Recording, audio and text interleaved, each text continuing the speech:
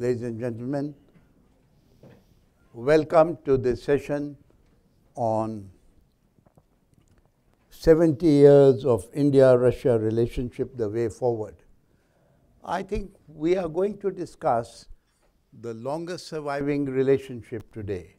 If you look at all the relationships in the world, the relationship between India and Russia was in the last century the longest surviving relationship, one of the longest surviving relationships. And we are very happy to have the Russian ambassador, His Excellency Mr. Nikolay Rishatovich Kudashev, with us this evening. Why is it the longest surviving relationship? Because there is no clash of interests, as President Putin once said. Because neither country has ever perceived the strength of the other as a threat to it. It is also because there is consensus in both countries on this relationship. What has it done, or what have we both done for each other? If you look at it, Indo-Soviet relations seamlessly moved into Indian-Russian relations. And India was perhaps one of the few countries which repaid the old Soviet debts completely. And what has Russia done for us? We still remember the vetoes of 1957 and 1962 and the 3 vetoes of 1971. But that is not all that we remember of in our relationship. The inventory of the Indian armed forces, over 60% today, is of Russian origin. And look at the civil nuclear program. In fact, after his first visit to India, after signing the strategic partnership agreement, President Putin visited the Bhabha Atomic Center. And I was with him because at that time I was the Indian ambassador there. And I remember he wrote, this reveals 2 things. One, high trust. He was the first G8 leader to visit that place. And he said it reveals high trust. And second, an area of prospective cooperation. How right he was. If we look at and then even in respect of the oil and gas sector, India has already invested $10 billion. I remember the first $2 billion were invested in Sakhalin-1, and now the total is over $10 billion. And Russia has recently invested over $13 billion in the new refinery and port, which is India's largest inward and Russia's largest outward investment. But I am not here to give you those details because we have the Russian ambassador to speak on the subject, but I thought I will answer the question which I had myself raised about the longest surviving relationship. Ambassador Nikolay Rishatovich Kudashev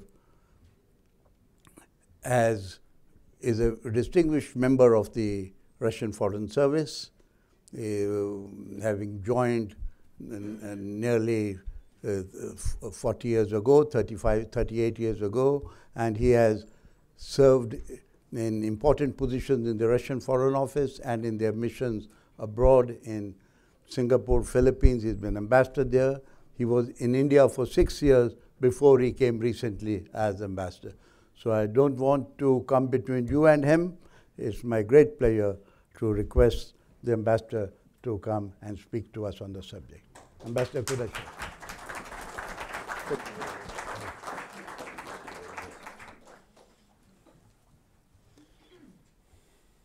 Esteemed Ambassador Lamba, Excellencies, representatives from diplomatic corps, expert community and media, ladies and gentlemen, dear friends, it's my great pleasure to be with you today at this remarkable and well-reputed institution in India.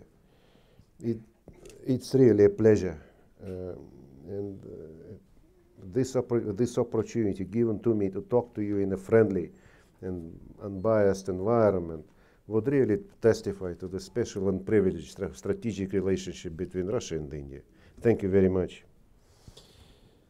The Russian-Indian relations evolved into the special and privileged strategic partnership in 2010 and are dynamically expanding year by year, combining traditional spheres of cooperation and new areas which are being actively explored.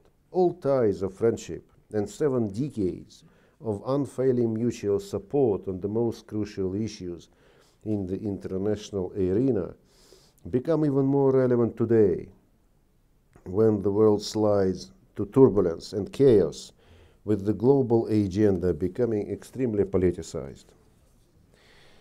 As you know, nowadays the majority of the Western countries, led and even arm-twisted, we believe, by the United States and the UK, are running an anti-Russian campaign based purely on geopolitical grounds. Not because Russia is allegedly guilty for whatever we take, be it groundless accusations of meddling in the presidential elections in America, support of the legitimate government in Syria, using chemical weapons in the UK, not to forget shooting down the Malaysian Boeing over the territory of Ukraine. However, the Western partners have failed to prove these allegations, being highly likely responsible for something, according to the British Prime Minister Theresa May terminology, is enough for them to blame and even take concrete, specific actions against Russia, while the professional investigations are either not held or going without any outcomes showing Russian implications. Such steps negatively affect international stability, undermine international law and basic principles of interstate cooperation. On April 14, the United States, together with Great Britain and France, committed an act of aggression against the Syrian Arab Republic by launching a massive missile attack on its territory in violation of the UN Charter and norm and principles of international law. Over 100 air and sea-launched cruise missiles were fired on a number of targets in Syria, more than 70 of which were successfully intercepted by the Syrian air defense systems. This step was designed to intimidate and was taken under an absolutely false pretext of the alleged use of chemical weapons by the Syrian government in the city of Douma on April 7.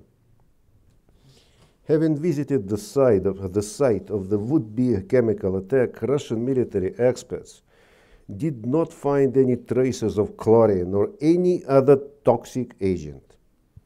Not a single local resident was able to confirm that a chemical attack had actually taken place. Instead, the Western countries once again appear to be trusting more to mass media and social network, whose allegations became in fact the pretext for the decision-making to launch military strike against a sovereign country. The missile strikes were made just as inspectors from the OPCW were about to head to Douma with the mission to find out the truth. However, in a sign of cynical disdain, a group of Western countries decided to take military action without waiting for the results of the investigation. There is every reason to believe that the objective behind the attack on Syria was to obstruct the activity of the OPCW mission. There is no escaping the fact that the aggression has taken place at a time when the Syrian troops are pressing on with their successful assault on ISIS, Jabhat al-Nusra, and other terrorist groups. To all appearances, the US and its allies want to give radicals and extremists a chance to catch their breath and restore their ranks in order to prolong bloodshed on the Syrian territory and thus hinder political settlement.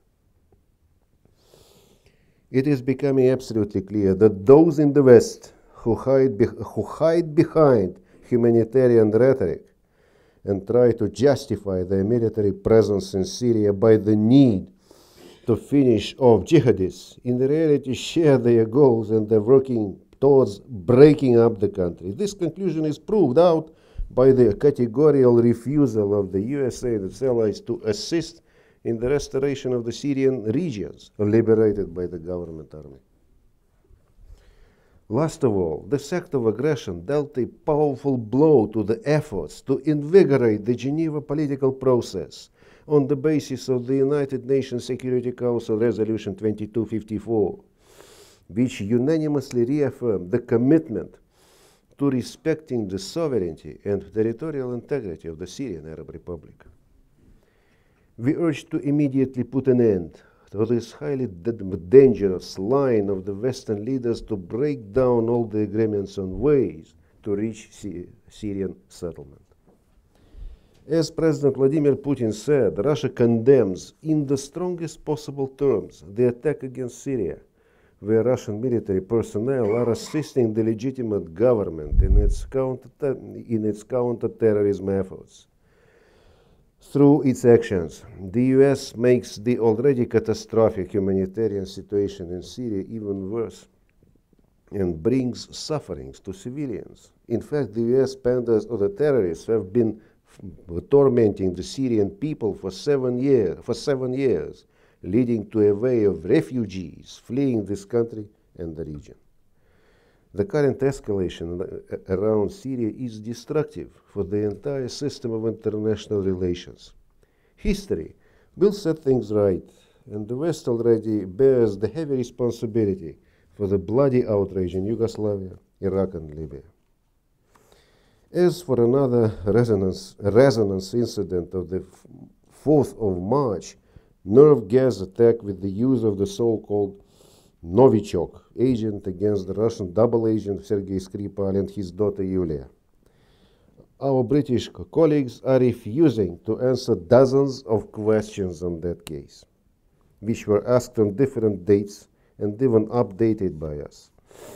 They answer that we did not respond to any of the questions they posed to the Russian side. Let me remind you that London asked only a single question of us, and it was meant for Russia to confess how Novichok was delivered to London, either on the order from President Putin or due to Russia's negligence in losing control over its chemical stocks. Instead, British officials claimed that Russia has violated the Chemical Weapons Convention, thus opting for a language of ultimatums, which will take us nowhere.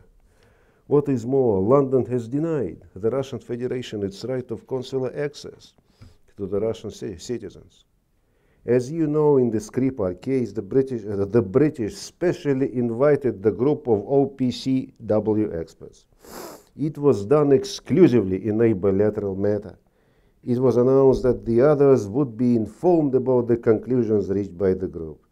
In the report, the chemical composition of the agent presented by the British was confirmed, and the analysis of samples, as the report states, was taken by the OPCW experts themselves. It contains no names, Novichok or any other. The report only gives the chemical formula, which, according to our experts, points to an agent that had been developed in many countries and does not present any particular secret. Let me state, Russia has consistently and in good faith complied with the CWC obligations, including declaration of all chemical weapons stockpiles in its territory and complete and total elimination of its chemical arsenal, which has been verified by the OPCW, which comprises 192 states, including the United Kingdom and the USA. The nerve agent known in the West as Novichok has never been produced, stored, or put into service by the Russian Federation. Moreover, the USA has no moral right to blame any country on the pretext of chemical weapons possession, since Washington itself is the biggest violator of the CWC, unable or refusing to destroy its chemical arsenals, according to the CWC obligations. In order to unblock the situation with the Salisbury incident, Russia on April 4, 2018 initiated a special session of the OPCW Executive Council. Despite support of other independent countries like our friend India, the outcomes clearly showed that there is no interest in the West to conduct a professional investigation or accept our many offers for cooperation, which we are still ready for. Russia's non-existing threat, however, dominates the Western approaches almost everywhere. They just feel uncomfortable when Russia is strong, has its own opinion, does not agree to compromise its national interests and accept unlawful policies. The Skripal case, in terms of possible consequences, is pretty much in line with other serious developments, which pose direct threat to the Russian national and security interests, such as uncontrolled expansion of NATO, withdrawal of USA from the Anti-Ballistic Missile Defense Treaty, deployment of WMDs in non-nuclear states, not to mention the practice of illegal unilateral sanctions, which they don't hesitate to widely use just to punish somebody that they don't like or to get advantages in competition for the market access. It's a well-established fact that devastation of Iraq and Libya led to radicalization of Muslim communities and finally to creation of ISIS.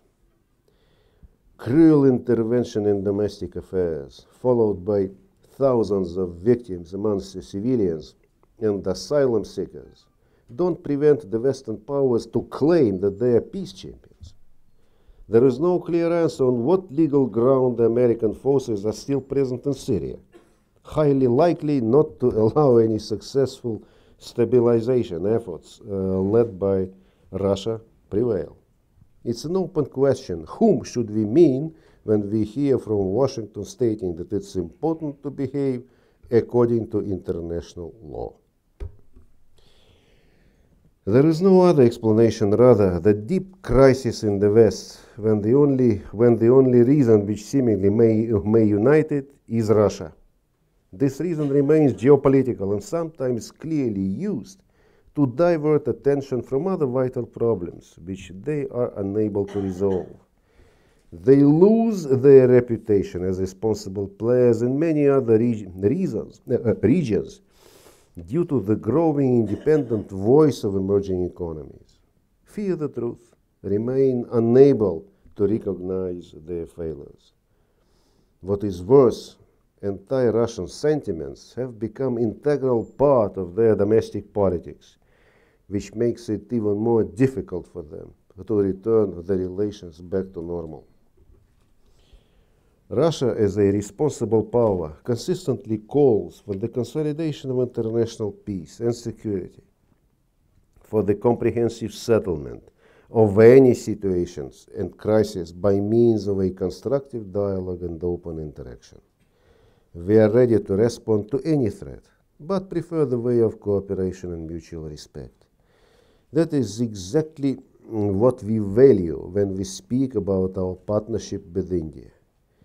It's a matter of great satisfaction and pride that notwithstanding global turbulence, we concentrate on real things, trying to effectively use complementarity of our potentials for the sake of development, prosperity and security in bilateral, regional and international dimensions. Russia and India may proudly boast of their durable and multi-pronged ties. Annual summits, held alternately in two countries, are pinnacle events of the year, providing major boosts to further advance of bilateral cooperation. The next summit is set for this October in India, and dedicated work is now underway in order to fill the upcoming top-level meetings with substance and concrete agreements. Our leaders attach utmost importance to enhancing bilateral trade. The year 2017 showed an inspiring trend with 21.5% increase in the turnover, making the final figure close to $10 billion. This year also started with positive tendency. Together we strive to achieve 30 billion in trade and 15 billion in investments by 2025. The second figure, by the way, is already overwhelmed. Construction of nuclear power plants in India is an established area of cooperation, full of mutual trust and long-term plans. It is noteworthy that while first 4 units of NPP Kudankulam, with 2 already operational and 2 more under construction, are subject to 20% localization, the next 2 units, number 5 and 6, will source up to 50% of locally manufactured parts and equipment. It's an excellent example of how Russian economic interests coincide with the Indian domestic agenda and its requirements. For this project being further expanded, we have offered to our Indian friends the latest generation 3+ nuclear reactors powered by advanced fuel. Besides, with the recently signed trilateral agreement involving Russia, India, and Bangladesh on cooperation and construction of NPP nuclear power plant Rupur, now we have a promising starting point to explore together with our Indian partners the markets of other third countries. Hydrocarbons constitute another major area of cooperation. Last August saw the US dollar 12.9 billion acquisition of the SR Oil Limited by the Russian Rosneft oil company, together with the international consortium of investors, the largest ever investment deal in the history of modern India.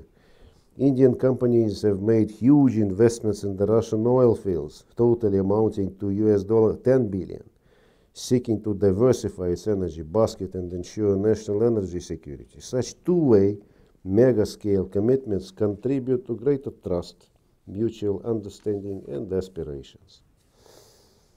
There are a number of current projects across various sectors. The Russian Sibur company, together with the Reliance Industries, are constructing a butyl rubber plant in Gujarat, which is to become operational in 2019. The Russian Railways Corporation are involved in the study of the Nagpur-Secunderabad high-speed train project, with further plans to participate in its execution. The examples are plenty.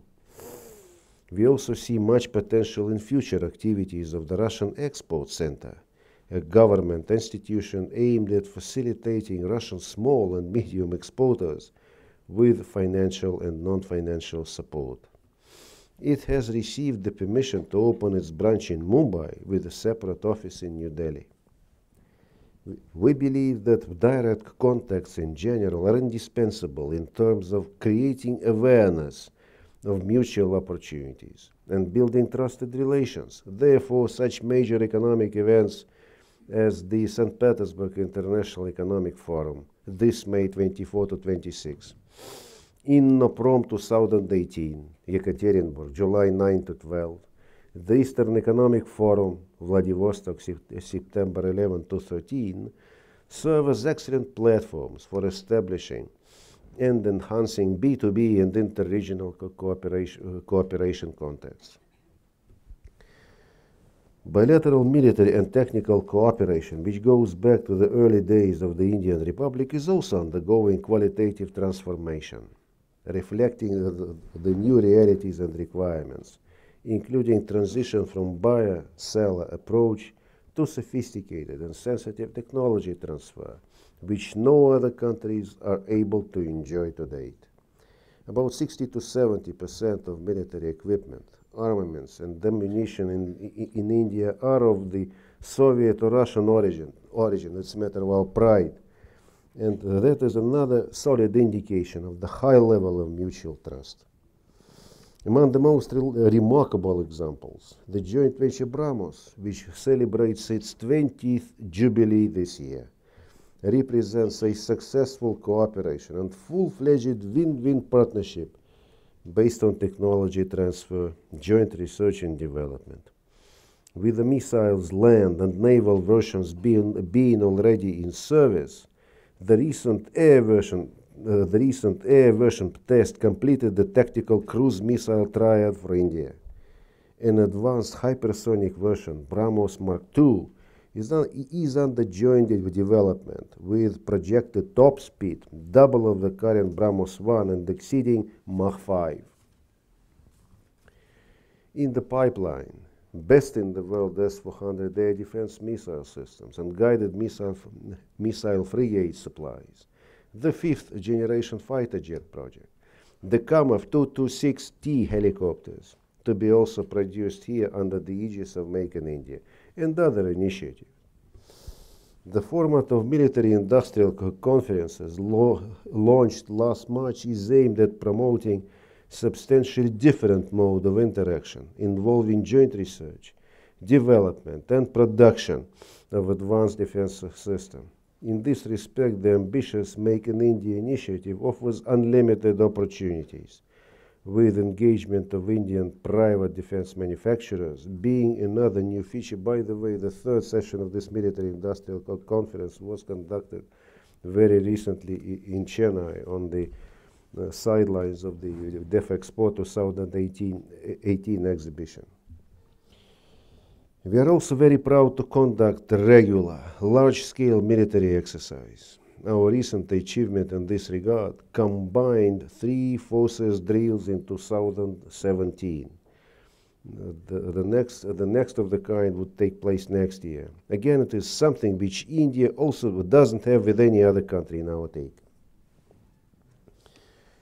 Time-tested friends historically, Russia and India are well positioned to further build up mutually beneficial strategic cooperation in future. Dynamically changing global and regional developments are reflected in our growing partnership based on mutual understanding and trust. It is our common goal to continue, amid undiminishing tendencies of international uncertainty and geopolitical engineering, our dedicated efforts to strengthen the central role of the United Nations, democratization of global governance, respect for international law and multipolarity, unacceptability of interference into domestic affairs, as well as double standards and unilateral approaches to solving problems, including by unlawful sanctions. Along with that, when we deal with various regional crises, it is important to take into account interests of all nations involved, which is critical to achieving lasting solutions, be it in Syria, Ukraine, Afghanistan, the Korean Peninsula, etc. Strong and independent India is a core factor defining stability in Eurasia and in the world. We welcome, hence, the straightforward desire of Moscow and New Delhi to promote the shared principles and responsibilities for maintaining international law-based order by working closely within multilateral fora. First of all, the United Nations-led bodies, BRICS, G20, the WTO. It is confirmed by regular, high and working level exchanges designed for effective, result-oriented coordination.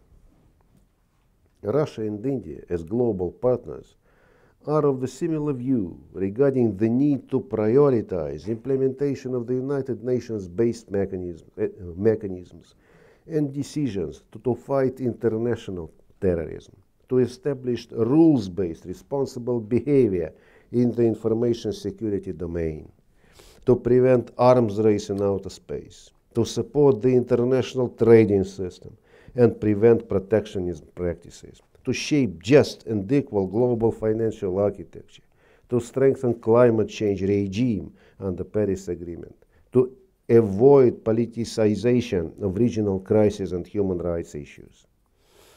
With the historical Indian accession to the Shanghai Cooperation Organization as a full-fledged member last year, this organization entered into the new stage of its development as the leading regional structure providing for a wide range of economic, infrastructure, energy, people-to-people and security cooperation opportunities. Let us be very clear, the SCO is not a military bloc, but a consensus-based, multifaceted organization. Special focus in this regard is made on eliminating new challenges and threats emanating from Afghanistan, including terrorism, drug trafficking, and religious extremism and radicalization. which directly target national security interests of all the neighboring countries.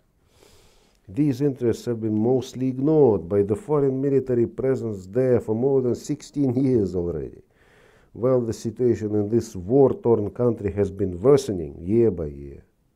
Either the foreign troops are unable to bring peace or uninterested to do it, highly likely. In principle, Russia and India share similar views on what country we want Afghanistan to be.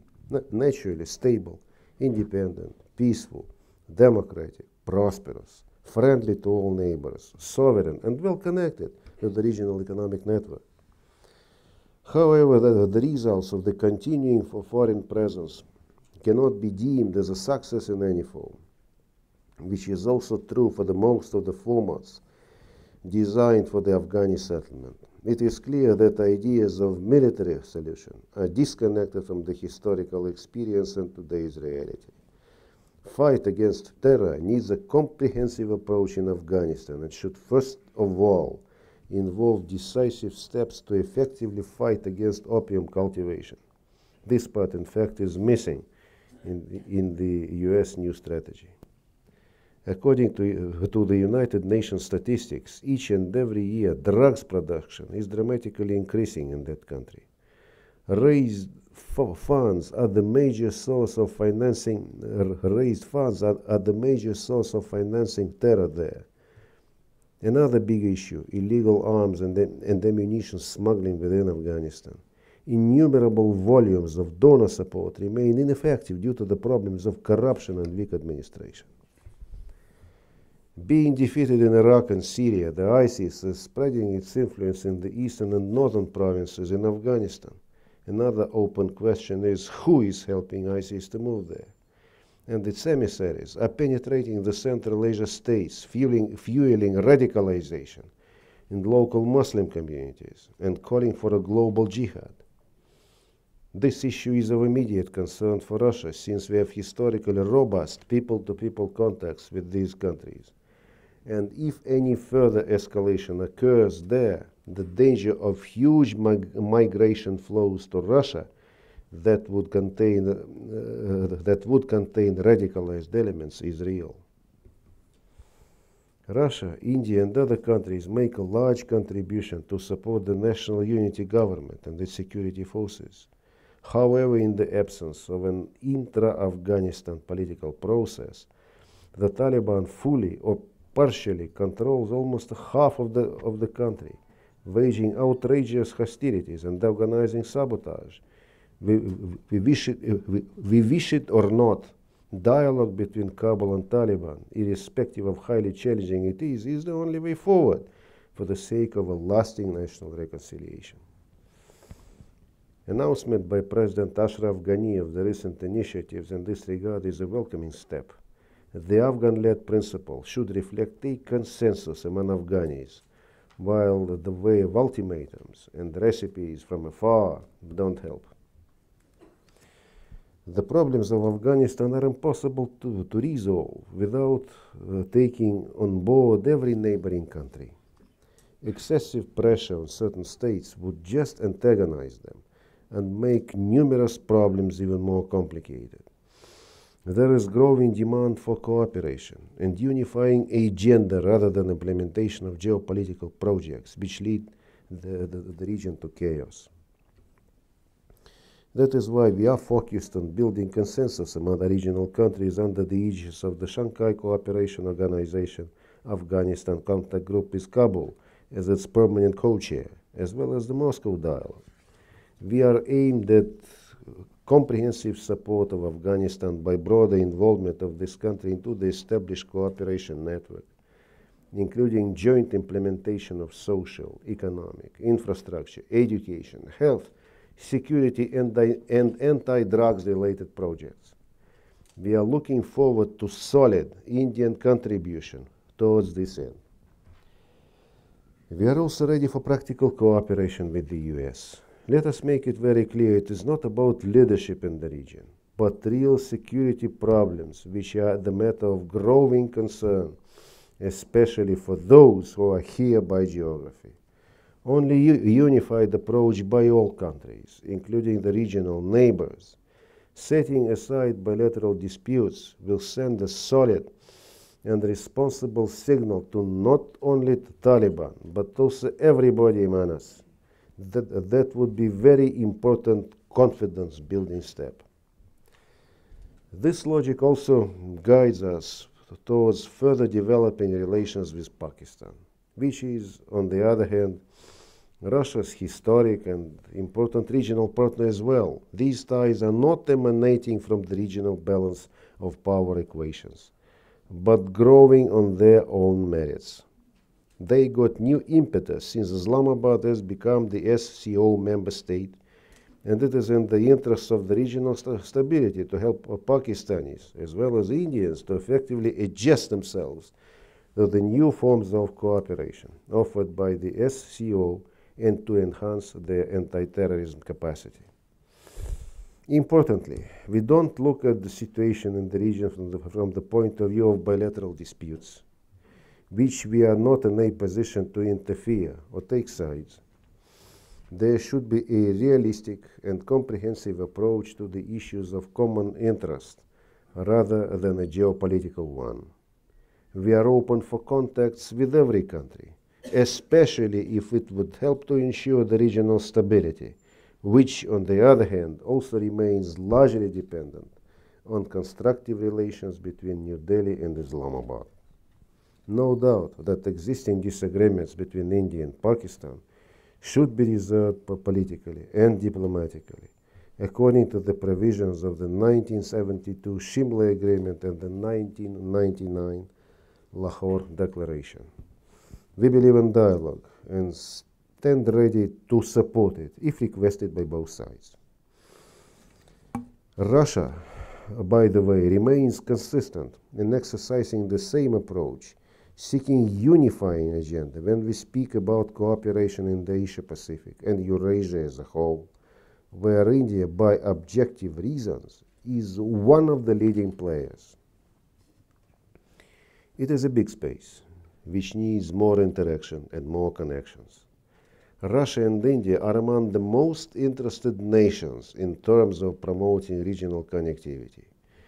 There is a huge potential to develop a great Eurasian partnership involving a synergy of the integration activities pushed forward in the framework of the Shanghai Cooperation Organization, the Eurasian Economic Union, and ASEAN. Negotiations between India and the EEU, Eurasian Economic Union, is on our immediate agenda.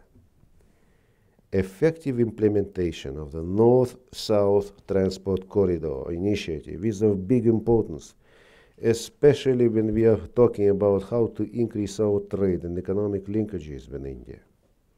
However, it has a clear regional dimension as well, since it would enhance trade and transit connectivity between South Asia, Iran, Central Asia, Caucasus, and Europe. We are committed to the speedy launch of the Green Corridor, facilitating customs formalities. The proposed revival of the Chennai-Vladivostok maritime corridor may also drastically, almost by half, shorten the transportation time required for goods and commodities. Russia is ready to cooperate on the Belt and Road Initiative, which involves almost all the countries in the SCO region. The member states are already implementing various agreements with China under the BRI. We see this project as part of common efforts dedicated to enhance regional connectivity. A very successful and forward-looking meeting of the foreign ministers of Russia, India, and China in the format of the RIC, which was held in Delhi in December 2017. We are of a strong belief that decisions to further enlarge and deepen our trilateral cooperation and coordination would contribute to the Eurasian and global stability. That is, in fact, the main distinction of the RIC, which, unlike some other separate formats, such as the so-called Quad, is not aimed against anyone in the region, but rather directed in exploring cooperation opportunities and building confidence between the participants, expanding a common ground among them, of course, based on the traditional international law. We are of the same approach with India that regional and maritime security issues should be managed by collective efforts and dialogue. The Asia-Pacific region increasingly becomes an epicenter of the world economic and political activities. And this is another reason why we have to handle it carefully by promoting cooperation mechanisms in order to solve various problems in the most efficient way. There are too many challenges: terror, drug and human trafficking, illegal arms trade, piracy, illegal fishing, natural disasters, and only unified approach would help to manage them. India is one of our most important partners in the Asia-Pacific, and we cherish a strong, independent role played by New Delhi, as well as the level of our mutual understanding and engagement in the activities of the multilateral bodies, such as the East Asia Summits, ASEAN Regional Forum, ADMM+. In the Indian Ocean, we enjoy increasing partnership with the contact group on piracy off the coast of Somalia. We are of the principled position to promote the dialogue on the inclusive and undivided regional security architecture in the framework of the East Asia Summit involving all its member states. We should be able to effectively use this mechanism in order to find collective solutions to the common challenges and threats, as well as raise awareness of sensitive interests of all players. At the same time, we should avoid creation of any alienation lines, not to antagonize anyone, which would be absolutely counterproductive and harmful to the regional stability. To sum up, our global and regional priorities, to a great extent, are coinciding or similar. We take pride in our ability to have profound, open-minded, sincere, and forward-looking discussions that, frankly speaking, not many countries are able to maintain. It is important to know that our mutual engagements are not directed against anybody else's interest, but strengthen unifying and constructive agenda. Looking ahead, Russia and India have a very solid historical and institutional ground, as well as traditionally enjoy mutual favor, which gives us every opportunity to continue expanding our cooperation bilaterally and multilaterally. Thank you very much.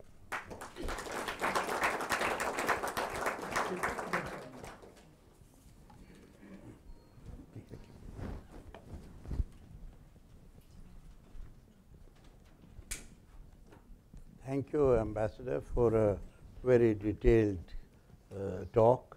I had planned to include in our 10 or 15-minute conversation, which I will now reduce because we want to keep to our time schedule, certain questions. For instance, on Syria, I wanted to ask you, but I won't, because if there's, since you have given a detailed comments, if there's a question later on you could answer. So I would restrict myself to some of the issues which you have covered and not covered. Let me first tell you, you know what, is Russia more comfortable with a bipolar world where it is one of the poles, or a genuine multipolar world?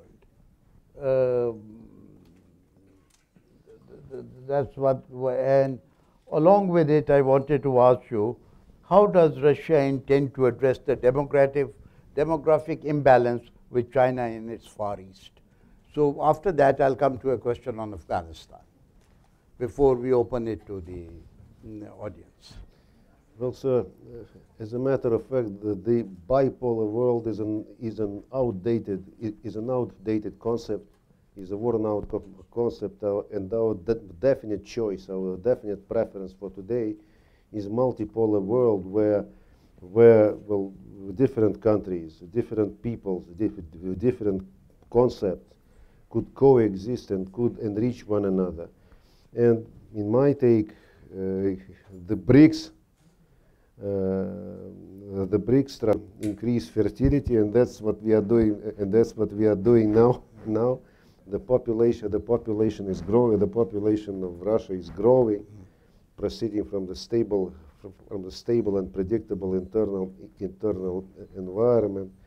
As far as the Far East itself is concerned, there is the other way out. It's a clever, far-sighted, and